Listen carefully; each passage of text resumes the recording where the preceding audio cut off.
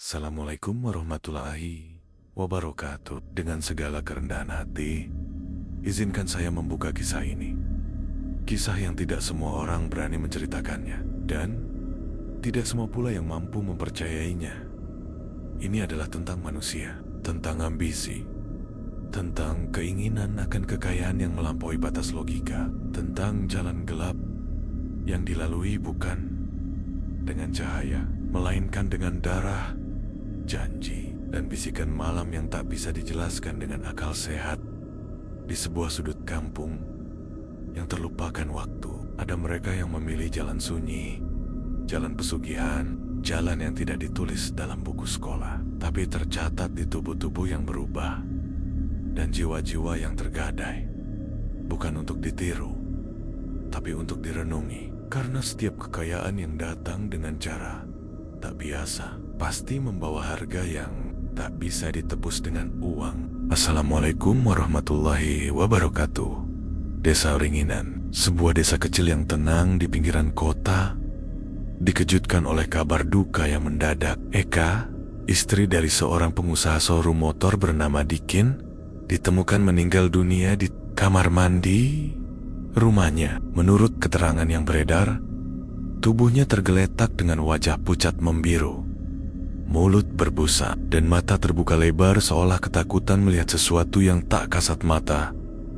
Kabar kematian Eka menyebar cepat. Warga berbondong-bondong datang melayat. Banyak yang merasa kehilangan, karena semasa hidupnya Eka dikenal sebagai wanita ramah dan baik hati. Ia sering membagikan nasi bungkus ke pengemis di pasar dan tidak pernah pelit senyum pada siapapun. Bahkan beberapa anak kecil di kampung sering diajaknya bermain dan diberi uang jajan.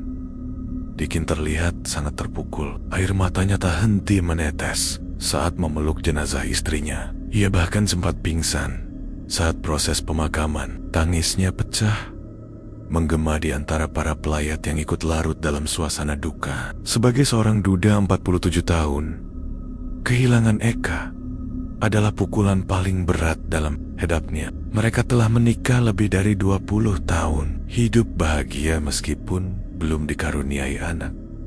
Namun, sesuatu yang aneh mulai terjadi setelah 7 hari kematian Eka. Usaha showroom motor milik Dikin yang sebelumnya hanya satu dan tergolong biasa-biasa saja, tiba-tiba mengalami lonjakan luar biasa. Pelanggan datang silih berganti, motor-motor laku keras, dan Dikin mulai membuka 2 cabang baru hanya dalam waktu 2 minggu.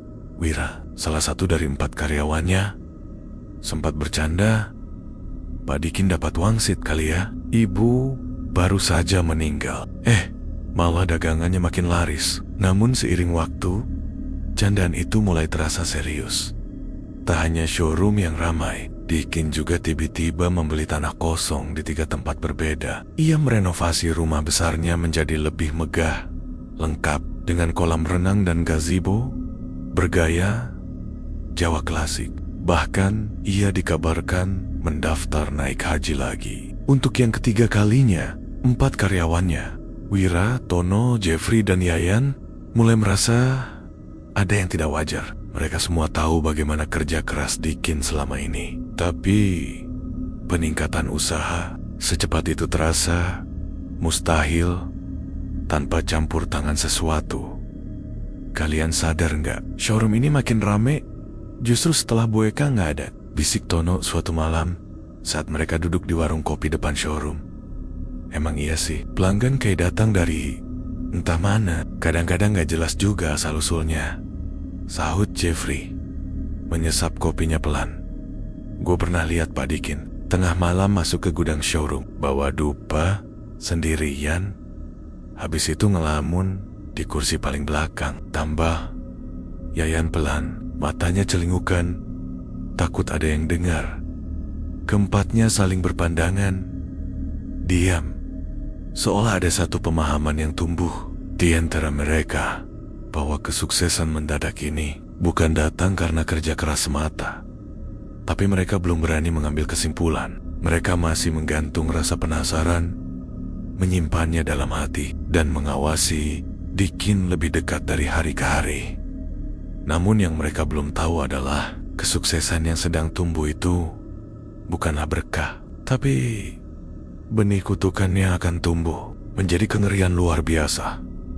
Dan semuanya dimulai dari kematian Eka.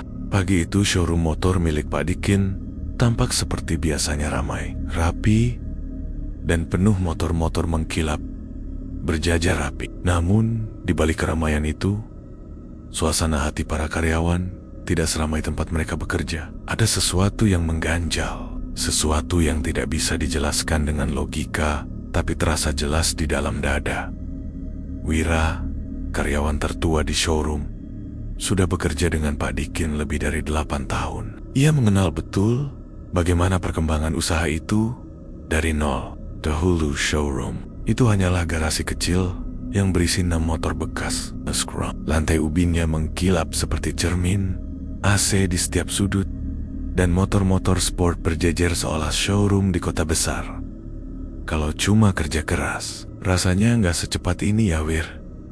Bisik Tono saat mereka sedang menyusun berkas surat motor di kantor kecil di pojok ruangan.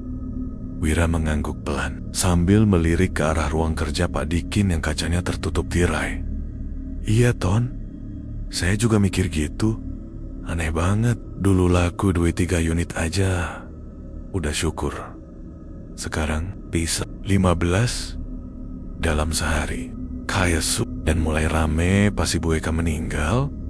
Timpal Jeffrey yang baru saja duduk setelah selesai mencuci motor di halaman.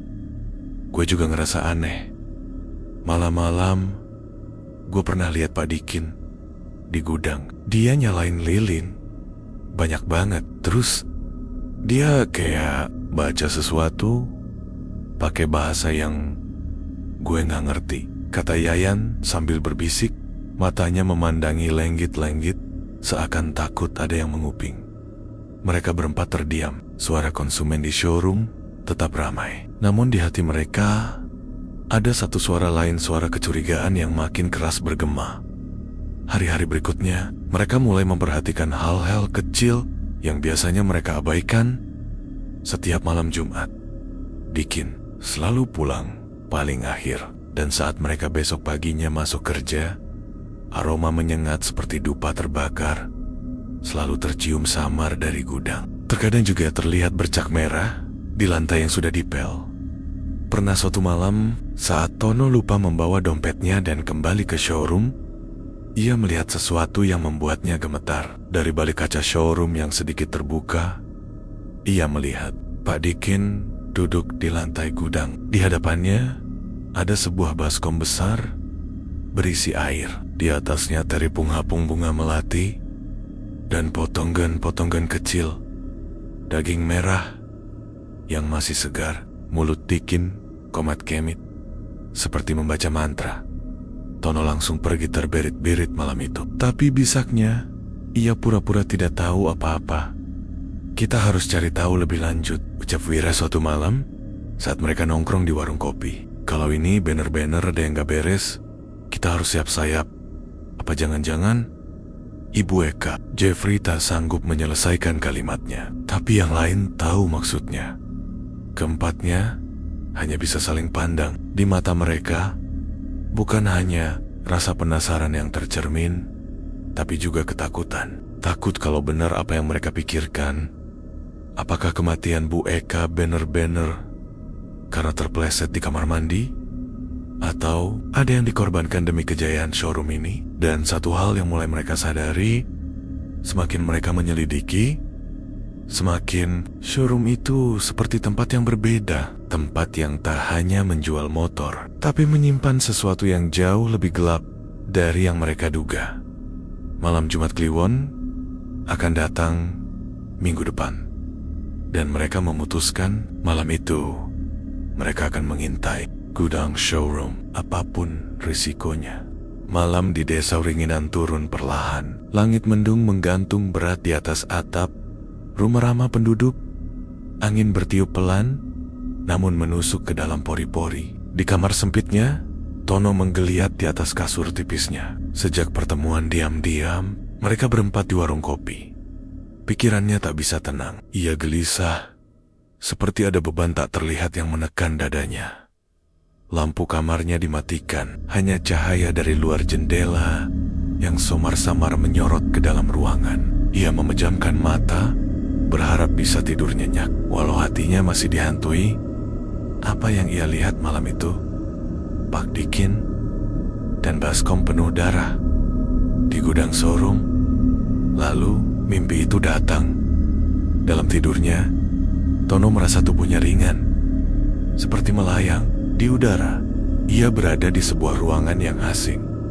Namun, entah mengapa terasa familiar. Lantainya dingin, basah, dan di sekelilingnya ada bau menyengat seperti anyir darah yang sudah lama mengering. Terdengar suara tangisan pelan dari sudut ruangan. Tono menoleh perlahan, dan di sana ia melihat sosok wanita. Rambutnya panjang terurai, menutupi wajahnya. Pakaiannya putih dan lusuh, seperti baju yang dikenakan saat pemakaman. Tubuh wanita itu gemetar, dan suaranya lirih, namun penuh luka. Tono tercekat. Ia mengenali suara itu, suara lembut yang dulu sering menyapanya saat masuk kerja pagi-pagi. Itu suara Bu Eka. Kenapa aku ditukar? Perlahan wanita itu mengangkat wajahnya. Kulitnya pucat, matanya kosong dengan air mata.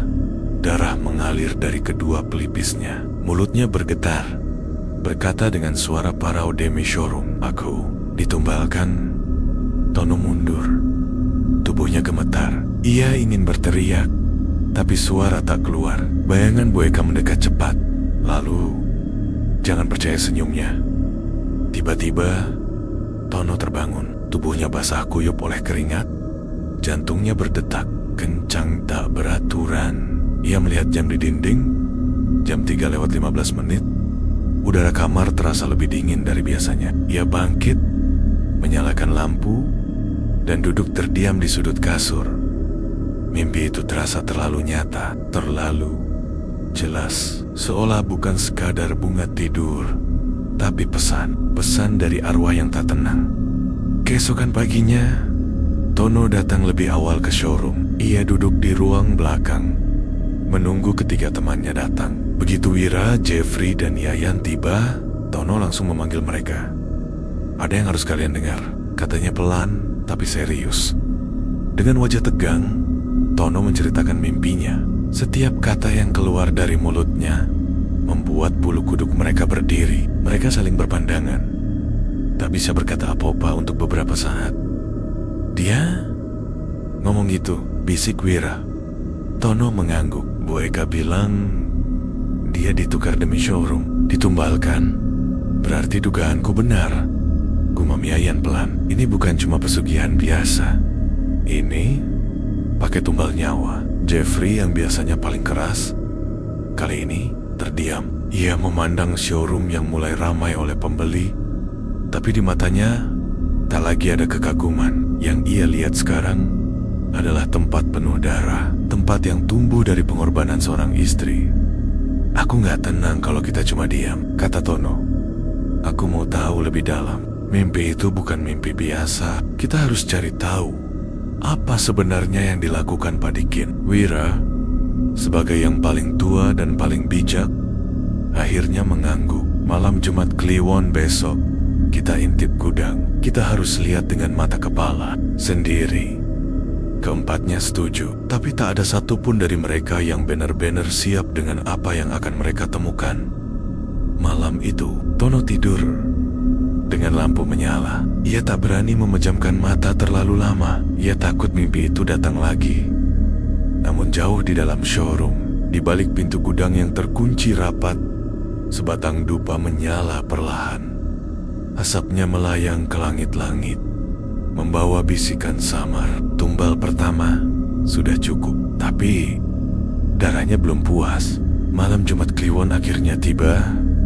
Langit desa Wringinan tampak gelap, pekat. Awan mendung menggantung rendah seperti selimut tebal yang menutupi bulan. Angin berhembus dingin, menusuk ke tulang, seolah malam itu menyimpan sesuatu yang tidak biasa. Suasana mencekam terasa di udara, Dan di showroom motor milik Dikin, lampu bagian depan sudah dimatikan. Toko tampak tertutup seperti biasanya.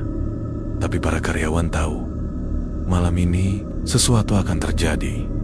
Wira, Tono, Jeffrey, dan Yayan sudah bersiap sejak maghrib. Mereka berpura-pura pulang seperti biasa, namun berjanji akan berkumpul kembali di pos ronda tua sebelah showroom pada pukul 11 malam. Saat waktu yang dijanjikan tiba, satu persatu mereka muncul, mengenakan jaket gelap dan masker penutup wajah. Tak ada canda, tak ada basa-basi, semua diam, hanya tatapan penuh kecemasan yang berbicara. Mereka menunggu hingga waktu menunjukkan pukul 12 lewat sedikit. Saat itulah lampu di ruang utama showroom kembali menyala. Meski toko sudah tutup, dari celah jendela yang tidak ditutup rapat, mereka melihat sosok Dikin berjalan perlahan ke arah gudang, membawa sesuatu dalam nampan kecil. Dia mulai, bisik Tono.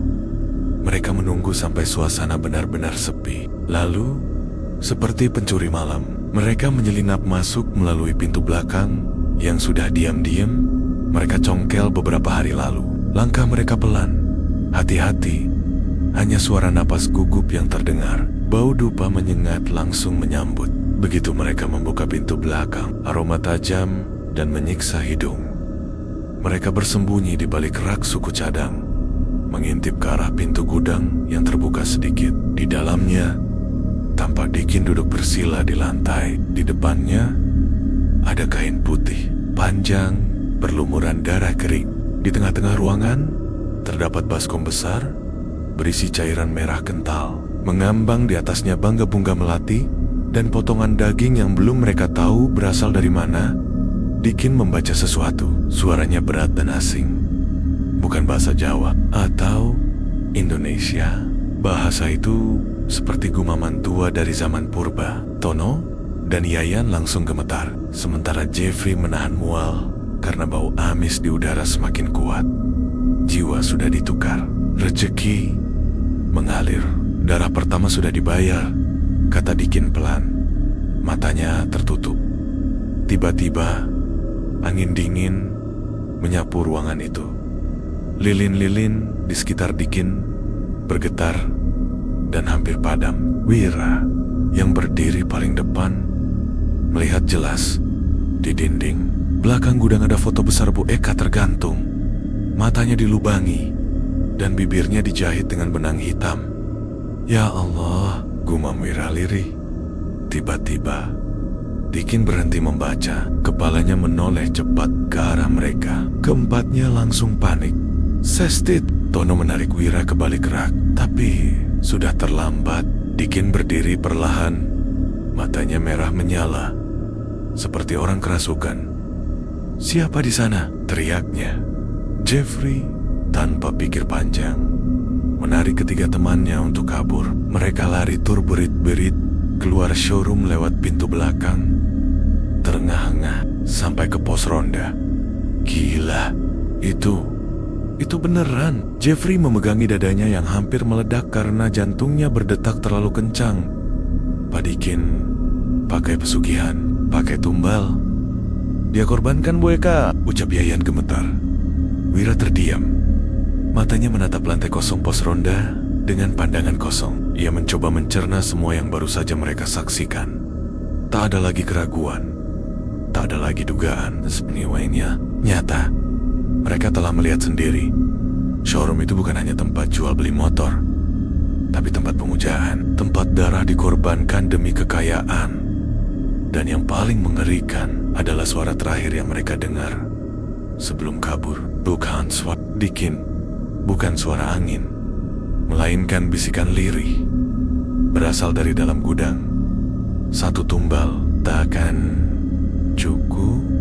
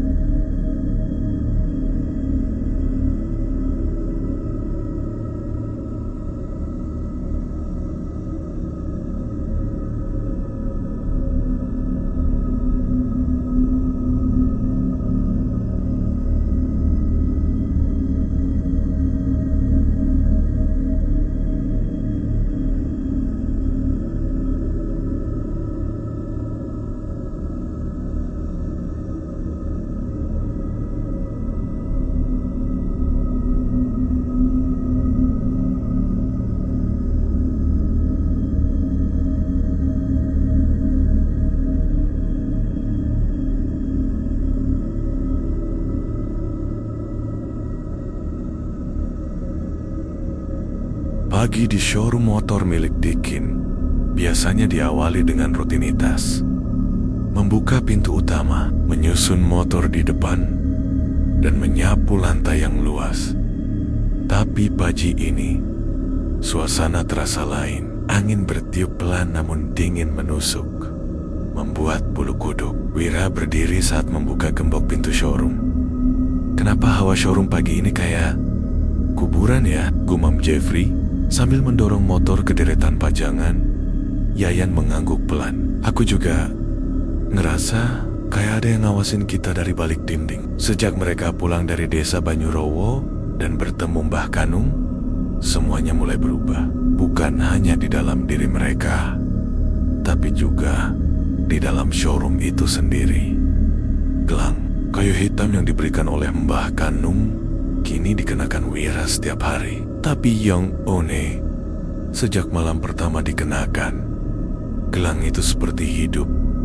Kadang terasa berat, kadang terasa panas, dan lebih dari itu ya, mulai mendengar bisikan samar tiap tengah malam. Saat semua tertidur, bisikan itu adalah suara perempuan. Sementara itu, showroom mulai dihantui kejadian-kejadian aneh malam pertama. Setelah mereka pulang, kamera CCTV mendadak mati. Saat tengah malam, Dikin menganggap itu hanya masalah teknis. Tapi keesokan harinya, Jeffrey yang bertugas membersihkan ruang tamu showroom menemukan cermin panjang retak dengan bekas telapak tangan wanita berlumuran darah. "Ini bukan ulah maling," kata Tono saat melihatnya.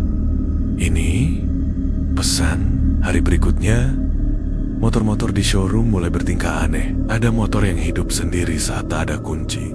Ada juga yang lampunya menyala terus meski mesin mati. Puncaknya adalah ketika Yayan hendak memindahkan motor sport ke tempat parkir. Begitu tangan Yayan menyentuh stang motor, dia langsung kaku. Matanya melotot, tubuhnya bergetar. Kemudian dia jatuh ke lantai, menggeliat dan mengeluarkan suara yang bukan suaranya sendiri. Aku. Belum tenang. Kenapa aku dikorbankan?" Suara itu lirih, parau, dan menyayat hati. Keempat karyawan panik, sementara Dikin hanya berdiri dari balik ruangannya. Ia menatap Yayan dengan wajah pucat. Matanya kosong, seperti tak percaya apa yang ia lihat. Saat tubuh Yayan tenang dan ia sadar kembali, ia tak ingat apa-apa. Tapi di bawah kursi, tempatnya kerasukan, ada selembar foto robek foto pernikahan Dikin dan Eka. Dengan bagian wajah Eka terkobik-kabik. Malamnya, mereka kembali berkumpul di pos ronda. "Eka, dia mulai marah," kata Wira serius. Rohnya gak terima dijadikan tumbal. Dia menuntut, Aku bisa rasakan dia," ujar Tono sambil memegangi dadanya. Dia sedih, tapi juga penuh dendam. Dia ingin Dikin mengakui semuanya, tambah Jeffrey. Atau showroom ini akan dikutuk. Wira membuka percakapan tentang gelang kayu yang kini semakin berat di tangannya. "Gelang ini, entah kenapa aku merasa kalau kutukan showroom ini bisa dihentikan. Asal kita tahu cara membuka rahasia yang terakhir." "Rahasia apa?" tanya Yayan. "Gudang showroom," jawab Wira pelan. "Tapi bukan yang biasa. Ada lantai yang aneh di bagian belakang. Aku perhatiin kayak ada bekas pintu seperti penutup lantai. Mungkin disitulah semua jawabannya." Keempatnya saling pandang. Mereka tahu jika ingin menghentikan semua ini, mereka harus masuk lebih dalam. Lebih dari sekadar mengintai, mereka harus membuka tabir kegelapan yang selama ini tersembunyi di bawah lantai showroom itu. Malam itu, saat showroom tutup, kejadian paling mengerikan terjadi. Pukul 2,3 dini hari, warga sekitar terbangun oleh suara motor meraung-raung dari dalam showroom. Suaranya seperti puluhan motor balap dinyalakan bersamaan. Padahal showroom tutup rapat dan semua motor sudah dimatikan sejak sore. Warga yang penasaran mencoba mendekat, tapi tidak ada satupun yang berani masuk. Karena di balik kaca showroom terlihat bayangan wanita berpakaian putih berdiri di antara deretan motor. Rambutnya menutupi wajah dan darah menetes dari ujung jarinya. Keesokan paginya, showroom ditutup lebih awal. Dikin tak berkata apa-apa. Ia mengurung diri di dalam ruangannya. Sementara Wira, Tono, Jeffrey, dan Yayan sepakat. Malam Jumat berikutnya, mereka akan buka pintu lantai di gudang. Apapun yang ada di bawah sana harus diungkap. Karena kini, arwah Eka tidak hanya menuntut keadilan. Ia ingin balas dendam. Malam Jumat kembali datang. Langit di atas desa Ringinan tampak kelabu. Seolah alam pun ikut berduka atas apa yang telah terjadi. Angin malam bertiup pelan, namun menusuk, membuat pohon-pohon di sekitar showroom bergoyang pelan, seperti berbisik satu sama lain. Di dalam hati keempat karyawan Wira, Tono, Jeffrey, dan Yayan tersimpan ketegangan yang tidak bisa mereka sembunyikan. Malam itu, mereka berkumpul lebih awal. Mereka tidak lagi hanya mengintai. Mereka datang dengan tekad malam. Ini adalah malam pembuktian. Pintu showroom dibuka dengan kunci cadangan yang dayam-dayam mereka ambil dari laci admin. Langkah kaki mereka pelan, tapi pasti Dikin belum terlihat. Kemungkinan masih di rumah atau sedang di ruangannya. Showroom tampak sepi, tapi hawa dingin dan bau menyengat sudah terasa sejak mereka masuk. Tanpa buang waktu, mereka menuju gudang belakang. Sesuai rencana, Wira membuka bagian lantai belakang yang selama ini ia curigai. Dengan bantuan linggis kecil, mereka membongkar papan lantai yang tampaknya sudah lama tidak disentuh. Debunya tebal, tapi di bawahnya mereka menemukan sebuah ruang kecil seperti lubang bawah tanah sempit. Di dalamnya ada sesuatu. Senter yang dibawa Tono menyorot ke bawah. Terlihat baskom besar berisi darah kering, kain kafan kusam, dan yang paling mengerikan sehelai rambut panjang terikat simpul di atas sebuah kayu bertuliskan huruf-huruf kuno. Di dinding tanah yang kasar tertempel potongan foto-foto Eka dalam berbagai ekspresi. Beberapa sobek, beberapa berlumuran darah kering. Jeffrey mundur satu langkah. Ini tempat ritual. Yayan menutup mulutnya. Ia hampir muntah. Ini sekadar pesugihan biasa. Ini penyimpanan tumbal. Tiba-tiba suara pintu gudang terbuka pelan. Mereka semua membalikkan badan. Dikin berdiri di ambang pintu. Wajahnya pucat, matanya merah dan lelah, seperti orang yang sudah bertahun-tahun. Tidak, di tangannya ia menggenggam sebatang dupa menyala yang asapnya mengalir pelan, membentuk lingkaran-lingkaran aneh di udara. Aku sudah tahu kalian akan kesini, ucap Dikin dengan suara berat. Wira memberanikan diri melangkah maju. Kami sudah tahu semuanya, Pak. Kami tahu soal tumbal, kami tahu soal pesugihan, dan kami tahu Eka tidak meninggal karena kecelakaan. Dikin diam sesaat, tatapannya kosong. Lalu, dengan pelan, ia duduk bersila di lantai gudang, tepat di depan lubang ritual yang terbuka. Dulu, Eka selalu bilang, dia siap hidup susah asalkan bersama aku, ujar Dikin pelan. Tapi aku nggak kuat hidup miskin. Usaha showroom waktu itu hampir bangkrut. Aku terlilit utang. Aku putus asa. Napasnya berat. Ia menunduk. Lalu aku dengar soal Mbak Kanu. Aku pergi ke sana. Awalnya cuma ingin coba peruntungan, tapi dia bilang kalau aku ingin sukses besar, harus rela kehilangan yang paling aku cintai. Air mata mulai mengalir di pipi Dikin. Dan aku memilih Eka. Aku bilang ke dia malam itu, aku mau naik haji lagi. Padahal malam itu aku serahkan namanya sebagai tumbal. Keempat karyawan hanya bisa terdiam. Suasana hening. Hanya terdengar suara tangisan tertahan dari Dikin. 3 hari kemudian, Eka tergelincir di kamar mandi. Lehernya membentur lantai. Dia meninggal di tempat. Aku pura-pura syok. Padahal aku sudah tahu itu akan terjadi. Tibet, suara angin menderu keras dari arah belakang gudang. Lilin-lilin yang tersisa mati bersamaan. Bau amis darah kembali menyengat. Dan di sudut ruangan muncul bayangan wanita berambut panjang. Suaranya lirih, namun mengguncang seluruh isi ruangan. Dikin, kau bilang aku cintamu, tapi kau korbankan aku demi showroom. Dikin terhuyung. Tubuhnya mulai gemetar. Eka, maaf. Aku bodoh. Bayangan itu bergerak mendekat. Rambutnya menutupi wajahnya. Deramen dari ujung jari dan kakinya. Udara di dalam gudang berubah dingin seketika. Seperti ditelan oleh dunia lain. Setiap motor yang kau jual adalah darahku. Setiap uang yang kau terima adalah nyawaku. Aku tidak akan pergi sampai kau membayar semuanya. Tiba-tiba, Dikin berteriak histeris. Tubuhnya terangkat sendiri, lalu jatuh menghantam lantai. Mulutnya berbusa, matanya membelalak menatap langit-langit, seolah melihat sesuatu yang mengerikan.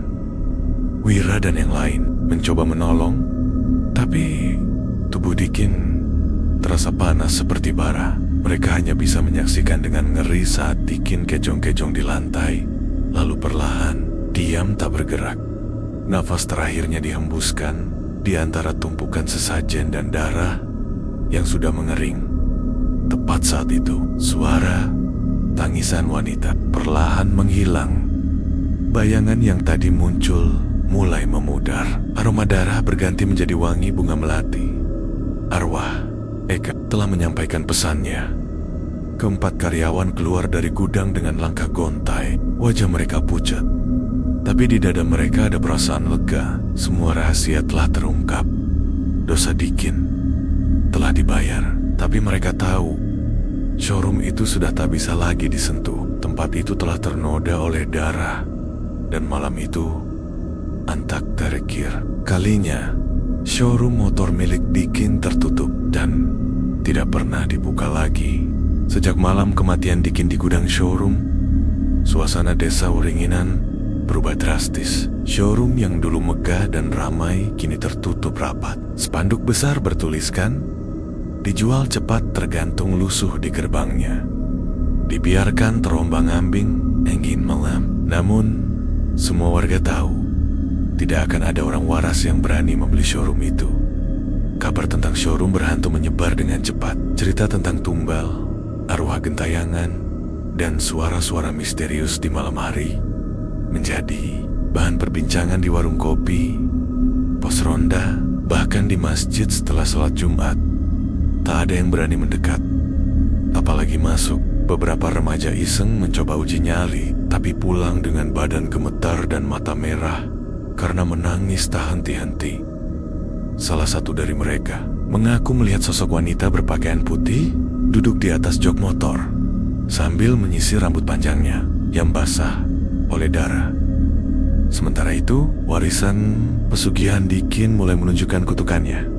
3 cabang showroom yang sempat dibuka di kota sekitar tiba-tiba merugi, bukan karena pesaing, tapi karena kejadian aneh yang menakuti para pembeli. Motor-motor di showroom itu sering menyala sendiri. Ada pelanggan yang mengaku motor barunya mengeluarkan suara tangisan saat malam hari. Bahkan, salah satu teknisi yang bekerja di cabang Surya Motor 2 dikabarkan kerasukan saat sedang servis dan berteriak dengan suara wanita.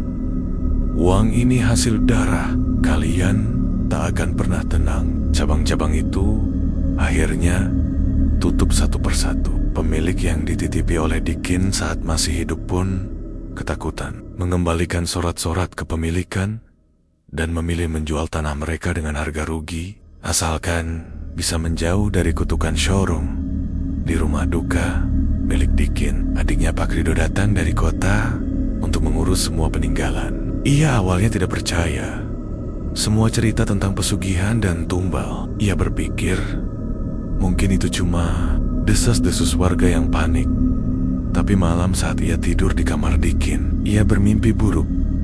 Dalam mimpi itu, ia berada di dalam showroom yang kosong. Lampu-lampu mati, motor-motor hilang. Di tengah ruangan, ada satu kursi tua berlumur darah. Di atasnya, duduk seorang wanita.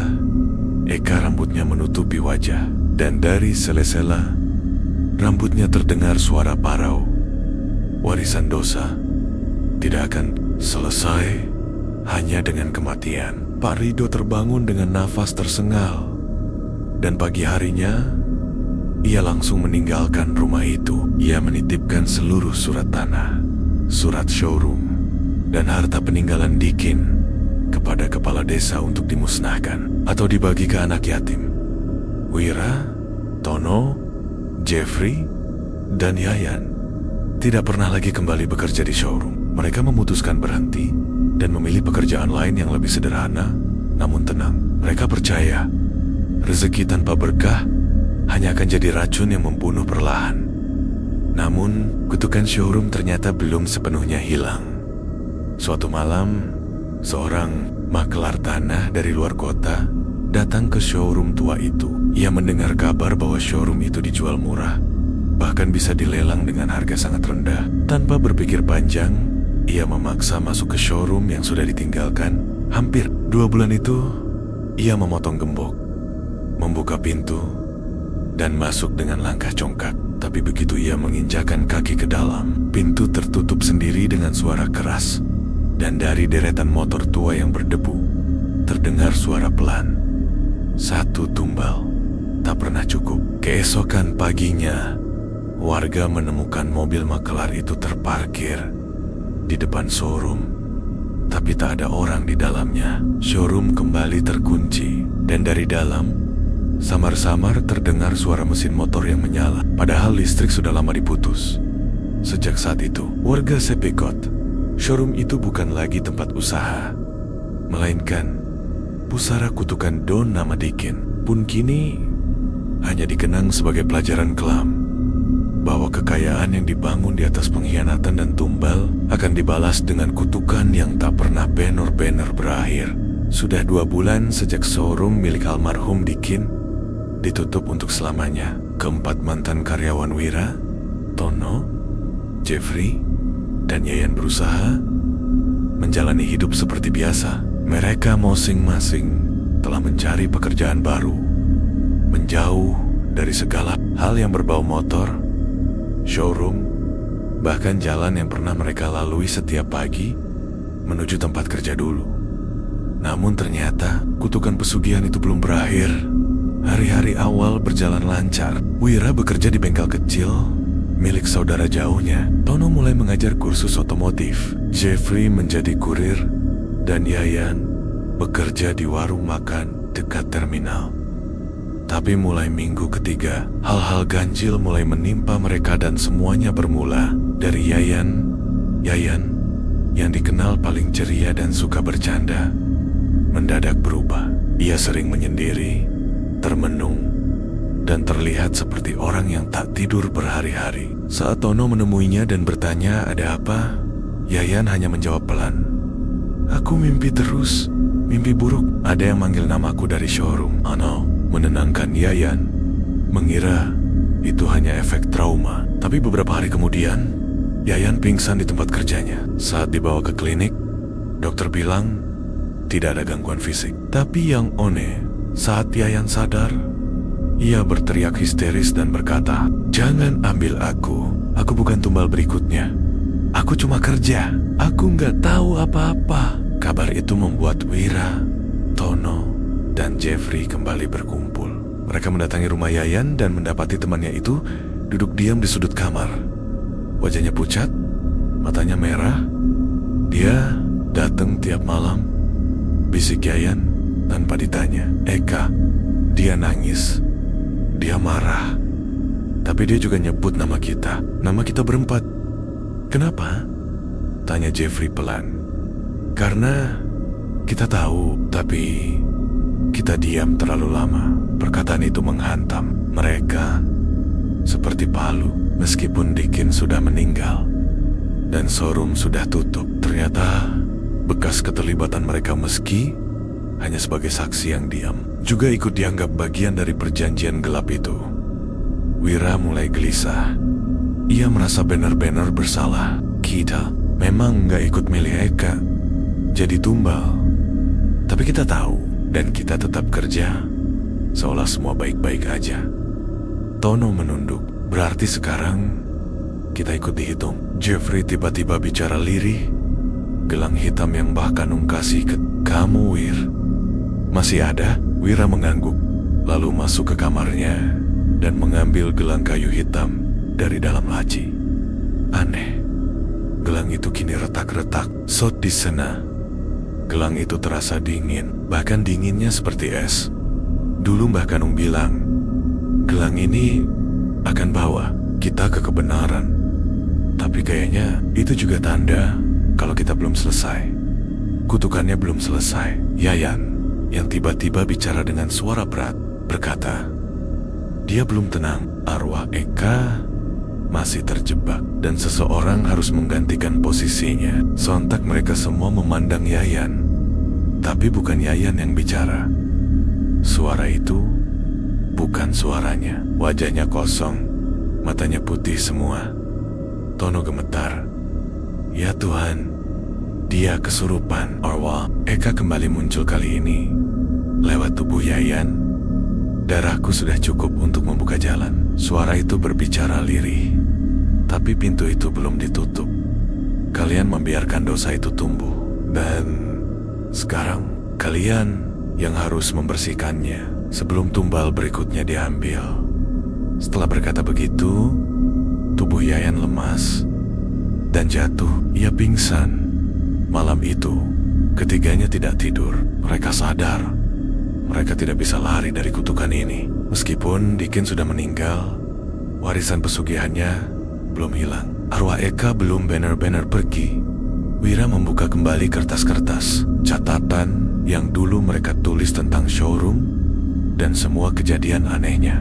Di antara itu, ia menemukan sketsa kasar gudang showroom dan coretan ada satu ruangan kecil di bawah altar, belum pernah dibuka. Itu bukan ruangan tempat mereka melihat baskom darah dulu. Ini lebih dalam, ruangan yang hanya bisa dibuka oleh pemilik perjanjian yang sekarang sudah mati.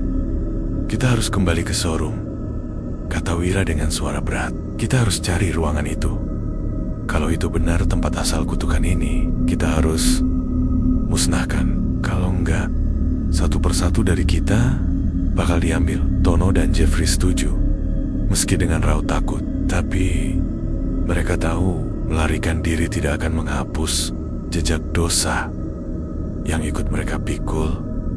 Dan ketika malam Jumat mendekat, showroom itu menanti mereka kembali dengan pintu tua yang berdebu, dengan motor-motor yang tak lagi bersuara, dengan arwah seorang wanita yang masih menunggu keadilan.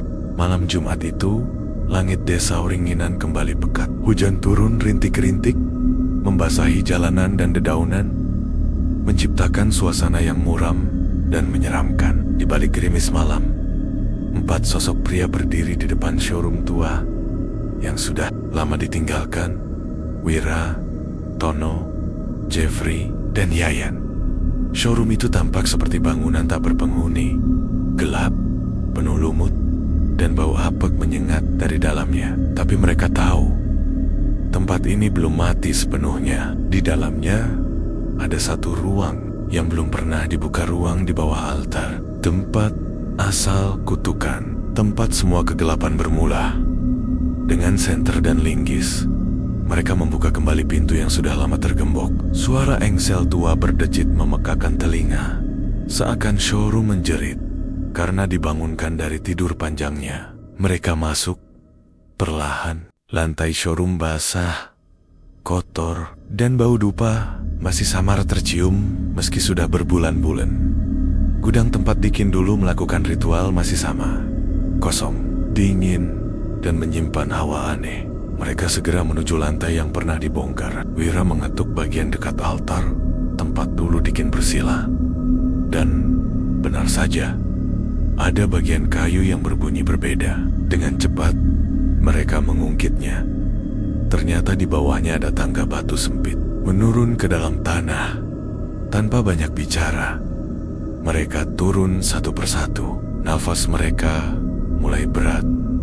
Udara di dalam gelap dan lembab. Di ujung tangga, mereka menemukan sebuah ruangan kecil yang seluruh dindingnya ditutupi kain kafan hitam. Di tengahnya, ada kursi tua dari kayu gelondongan, penuh coretan simbol aneh. Tono menyorot sekeliling dengan senter. Ini, kursi tumbal itu. Jeffrey mendekat. Di samping kursi, ada buku besar berdebu yang tampak seperti kitab pesugihan.